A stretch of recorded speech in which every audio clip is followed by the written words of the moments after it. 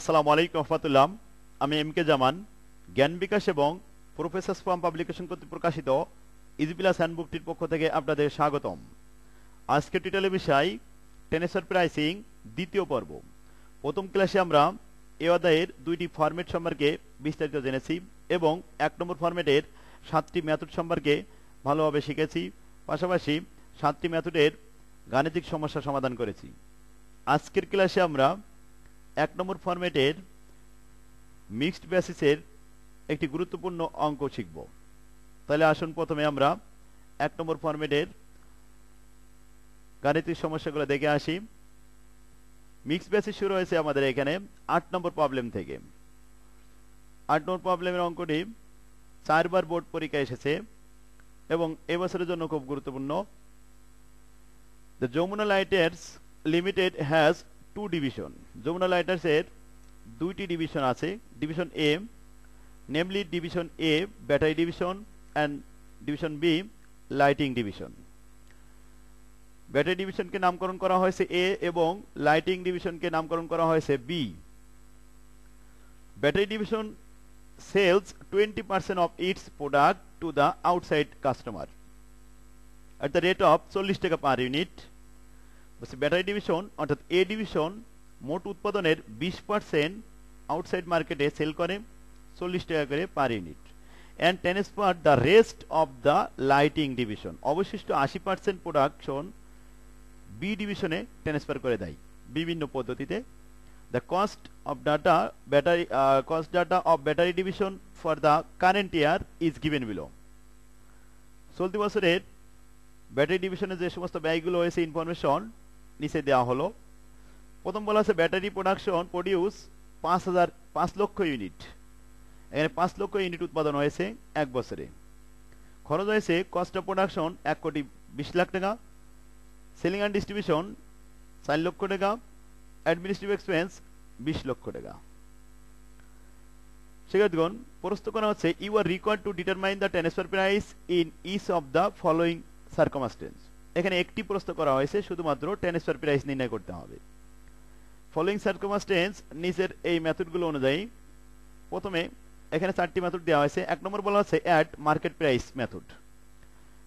Market price ছিল এখানে 40 টাকা, তাহলে ট্রান্সফার প্রাইস হবে এই 40 টাকায়। 2 নম্বর বলা আছে at market price less selling and distribution expense. Market price 40 টাকা থেকে selling and distribution cost per unit minus করে অবশিষ্ট যতটুকু থাকবে সেটি হবে ট্রান্সফার প্রাইস। 3 নম্বর বলা হচ্ছে 20% প্রফিট অন সেল, অর্থাৎ মোট বিক্রয়ের উপরে 20% মুনাফা ধার্য করে তারপর ট্রান্সফার প্রাইস নির্ধারণ করতে হবে। At cost of production plus 40% markup. Cost of production পার ইউনিটের উপরে 40% মার্কআপ প্রফিট ধার্য করে তারপর ট্রান্সফার প্রাইস নির্ধারণ করতে হবে। শিক্ষার্থীগণ, তাহলে আসেন আমরা এই 4টি মেথডের অ্যান্সারগুলো দিয়ে আসি। প্রথমে এর 1 নম্বরে বলা হচ্ছে মার্কেট প্রাইস পার ইউনিট, যেটা বলা হয়েছিল ট্রান্সফার প্রাইস উড বি 40 টাকা বিকজ ইটস মার্কেট প্রাইস 40 টাকা। এটি ছিল অ্যান্সার। 2 নম্বর প্রশ্নে বলা হয়েছিল at market price less selling আর ডিস্ট্রিবিউশন এক্সপেন্স। শিক্ষার্থীগণ, মার্কেট প্রাইস 40 টাকা, এখান থেকে সেলিং আর ডিস্ট্রিবিউশন মাইনাস করতে হবে। সেলিং আর ডিস্ট্রিবিউশন খরচ হয়েছিল 4 লক্ষ টাকা, তবে সেল হয়েছিল মোট উৎপাদনের 20%। 5 লক্ষ ইউনিটের 20% করলে আসে 1 লক্ষ ইউনিট। এই 1 লক্ষ ইউনিট এখানে ওয়ার্কিং করে নেওয়া হয়েছে।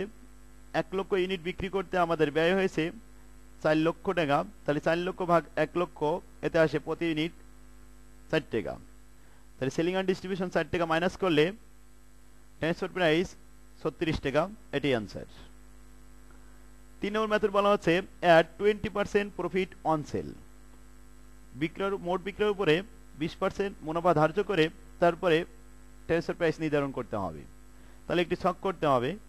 3 নম্বর প্রশ্নের উত্তর টোটাল কস্ট আমরা যোগ করেছি, একটি ওয়ার্কিং করে নেওয়া হয়েছে। টোটাল কস্টের মধ্যে প্রথমে প্রোডাকশন কস্ট 1,20,00,000 আর সেলিং অ্যাডমিন খরচ 20 লক্ষ আর সেলিং অ্যান্ড ডিস্ট্রিবিউশন 4 লক্ষ, টোটাল মিলে 1,44,00,000 টাকা। 1,44,00,000 টাকা টোটাল কস্ট হয়েছে। এই কস্টের উপরে এবার প্রফিট ধরতে হবে 20% অন সেল বলা আছে। শিক্ষার্থীগণ, অন সেল বলার কারণে আমরা প্রথমে মনে করব সেল 100%, সেলের মধ্যে প্রফিট আছে 20%, তাহলে প্রফিট 20% মাইনাস করলে কস্ট থাকে 80%, অর্থাৎ 1,44,00,000কে 80 দ্বারা ভাগ করে 20 দ্বারা গুণ করলে আমাদের প্রফিট বের হবে 36 লক্ষ টাকা। এই 36 লক্ষ টাকায় হলো profit on cost on sell. যদি সরাসরি বলা থাকতো 20% অন কস্ট, তাহলে আমাদের 80 দ্বারা ভাগ করা লাগতো না, সরাসরি 1,44,00,000 উপরে 20% গুণ করতে পারতাম। যেহেতু সেল বলা আছে, সেজন্য আমরা প্রথমে কস্ট প্রাইস নির্ণয় করে নিলাম 80, তাই 80 দ্বারা ভাগ করে 20 দিয়ে গুণ করলাম, এখানে 36 লক্ষ টাকা পাওয়া গেল প্রফিট। আশা করি আপনারা বুঝতে পারছেন। এবার আসেন তাহলে মোট, এখানে আমরা টোটাল পেয়েছি সেল প্রাইস রিকোয়ার্ড সেলস 1,80,00,000 টাকা। 1,80,00,000 টাকার মধ্য থেকে পূর্বেই আমরা সেল করেছি, অর্থাৎ এ ডিভিশনে সেল হয়েছে 1 লক্ষ ইউনিট 40 টাকা করে, অর্থাৎ 40 লক্ষ টাকা। তাহলে 1,80,00,000 থেকে 40 লক্ষ মাইনাস করলে অবশিষ্ট থাকে 1,40,00,000 টাকা। এটি হলো আমাদের ট্রান্সফার প্রাইসের টোটাল সেল। 1,40,00,000কে এখন আমরা ভাগ করব 4 লক্ষ ইউনিট দ্বারা, তাহলে বের হবে আমাদের এখানে 35 টাকা। এই 35 টাকাই হলো ট্রান্সফার প্রাইস পার ইউনিট। এটি আনসার। আশা করি আপনারা বুঝতে পারছেন এটি। এবার আসেন 4 নম্বর। 4 নম্বরে আমাদের কি বলা হয়েছে?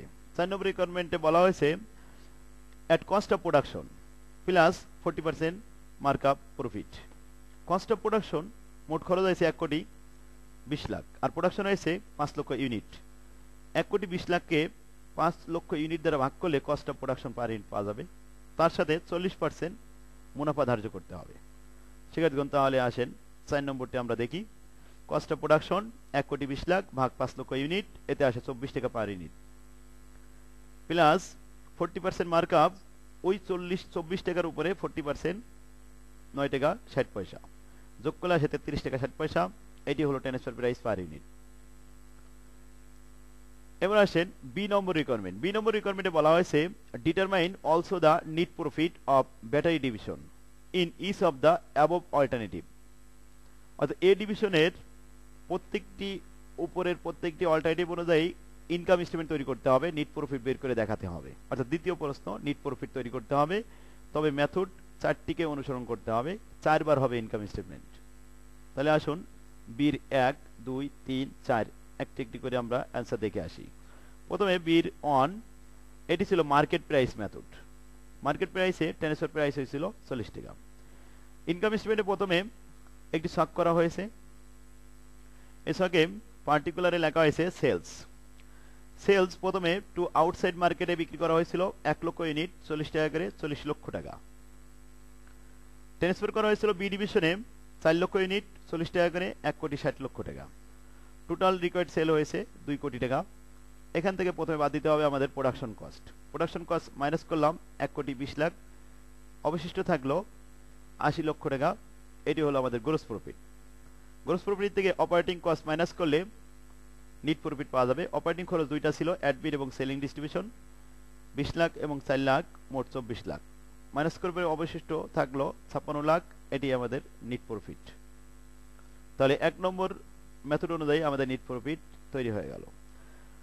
এর B2 2 নম্বরে বলেছিল market price less distribution cost method. এটি 2 নম্বরে ট্রান্সফার প্রাইস 36 টাকা ছিল। শিক্ষার্থীগণ, প্রত্যেকটি ইনকাম স্টেটমেন্ট একইভাবে হবে, শুধু পরিবর্তন হবে একটি জায়গা মাত্র, সেটি হলো ট্রান্সফার প্রাইস। তাহলে পূর্বের ন্যায় আমরা আবারও সেল দেখলাম, সেলস আউটসাইড মার্কেট 1 লক্ষ গুণন 40 টাকা। ট্রান্সফার প্রাইস 4 লক্ষ গুণন 36 টাকা। এই 36 টাকা হলো ট্রান্সফার প্রাইস 2 নম্বর মেথডে। আমরা একটু দেখে আসি। এটি দ্বিতীয় মেথডে ছিল 36 টাকা পার ইউনিট। ঠিক তৃতীয় মেথড যখন আমরা করব তখন ট্রান্সফার প্রাইস 35 টাকা হবে। 4 নম্বর মেথড করার সময় ট্রান্সফার প্রাইস 33 টাকা 60 পয়সা ধরতে হবে। এবার আসুন আমরা 2 নম্বর ইনকাম স্টেটমেন্টটি দেখে আসি। 4 লক্ষ গুণন 36 টাকা 1,44,00,000 টাকা, আর 40 লক্ষ আর 1,44,00,000 যোগ করলে 1,84,00,000 টাকা। এখান থেকে কস্ট অফ প্রোডাকশন 1,20,00,000 মাইনাস করলে গ্রোস প্রফিট পাওয়া যাবে 64 লাখ। সেখান থেকে অপারেটিং খরচ দুইটি অ্যাডমিন এবং সেলিং ডিস্ট্রিবিউশন মাইনাস করলে 24 লাখ টাকা মাইনাস করলে আসে 40 লক্ষ টাকা থাকে, এটি নিট প্রফিট।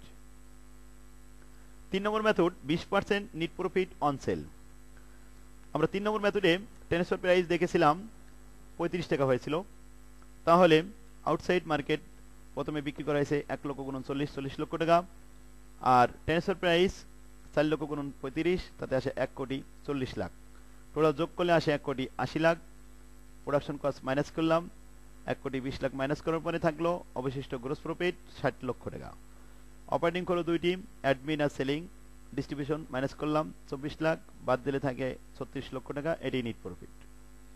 4 নম্বর মেথডে আমাদের ট্রান্সফার প্রাইস হয়েছিল 33 টাকা 60 পয়সা। তাহলে ইনকাম স্টেটমেন্ট তৈরি করি। সেলস আউটসাইড মার্কেটে বিক্রি করা হয়েছে 1 লক্ষ গুণন 40 লক্ষ টাকা। ট্রান্সফার করা হয়েছে 4 লক্ষ গুণন 33 টাকা 60 পয়সা, 1 কোটি 34 লক্ষ 40 হাজার, মোট 1 কোটি 74 লক্ষ 40 হাজার। কস্ট অফ প্রোডাকশন মাইনাস করা হয়েছে 1 কোটি 20 লাখ। গ্রস প্রফিট ফলাফল পেয়ে গেলাম 54 লক্ষ 40 হাজার টাকা। অপারেটিং খরচ দুইটি অ্যাডমিন এবং ডিস্ট্রিবিউশন মাইনাস করলে ফলাফল এখান থেকে 24 লক্ষ মাইনাস করলে ফলাফল আসলো 30 লক্ষ 40 হাজার টাকা। এটি ছিল আমাদের নিট ইনকাম 4টি মেথড অনুযায়ী। শিক্ষার্থীগণ, বেশিরভাগ পরীক্ষায় দেখা যায় এই মেথড থেকেই বেশি আসে। তাহলে এই 7টি মেথড থেকে এই অঙ্কটি 4টি মেথড দেওয়া হয়েছিল 2016 সাল, 10 সাল, 8 সাল এবং 6 সালে, এই 4বার এসেছে অঙ্কটি। এইভাবে হয়তো অঙ্ক পুনরায় আসবে, হয়তো বা এখান থেকে শুধু ফিগার চেঞ্জ হতে পারে, কিন্তু মেথড কখনো পরিবর্তন হবে না। মেথড যে 7টি শেখানো হয়েছে এই 7টি মেথডের মধ্যেই থাকবে। শিক্ষার্থীগণ, তাহলে পরবর্তী অঙ্কটি আমরা দেখি। 9 নম্বর প্রবলেম, এটিও ছোটখাটো করে 4টি মেথড দেওয়া হয়েছে এখানে। 10 নম্বর অঙ্ক, এখানেও আমাদের 4টি মেথড দিয়ে একটি অঙ্ক বানানো হয়েছে। এটি সহজ আছে অঙ্কটি, 96 সালে এসেছিল বোর্ড পরীক্ষায়। শিক্ষার্থীগণ, এ ধরনের গুরুত্বপূর্ণ প্রশ্নগুলি ফরম্যাট আকারে সাজিয়ে আমি ইজি প্লাস নোটটি দিয়েছি। আপনারা ইজি প্লাস নোটটি সংগ্রহ করুন। আশা করি আপনাদের কাছে এই অধ্যায়টি অনেক সহজ হয়ে যাবে ইনশাল্লাহ। তাহলে আজকের ক্লাস আমরা এখানে শেষ করতে পারি। আগামী ক্লাসে আমরা 2 নম্বর ফরম্যাট থেকে আমরা অঙ্ক করব ইনশাল্লাহ। তাহলে আপনারা 1 নম্বর ফরম্যাটের বাকি অঙ্কগুলো একটু নিজ দায়িত্বে আপনারা দেখে নেবেন। দেখেন, এই অঙ্কটিও অনেক গুরুত্বপূর্ণ ছিল। আমি এখানে অনেকগুলো অঙ্ক দিয়েছি, আপনারা এগুলো প্রথম অঙ্কটি করলে আশা করি পরবর্তী অঙ্কগুলি সব একই রকম, ওই 7টি নিয়মেই সবগুলি সাজানো হয়েছে। বইটি যেহেতু ফরম্যাট আকারে সাজানো, সেহেতু আপনাদের জন্য খুবই সহজ হবে, কারণ একটা অঙ্ক ভালোভাবে দেখলে পরবর্তী অঙ্কগুলি ওই একই নিয়মে থাকে, শুধুমাত্র ফিগারটা একটু পরিবর্তন থাকে। যেমন প্রত্যেকটি ইউনিভার্সিটি কোয়েশ্চেন দেখবেন যে ওই মেথডেই আসছে, শুধু হয়তো রিকোয়ারমেন্ট একটু কম বেশি করে দেওয়া হয়েছে। শিক্ষার্থীগণ, তাহলে আজকের ক্লাস আমরা এখানে শেষ করলাম। আগামী ক্লাস দেখার জন্য আপনাদের আহ্বান রইল। আল্লাহ হাফেজ, আসসালামু আলাইকুম রহমতুল্লাহ।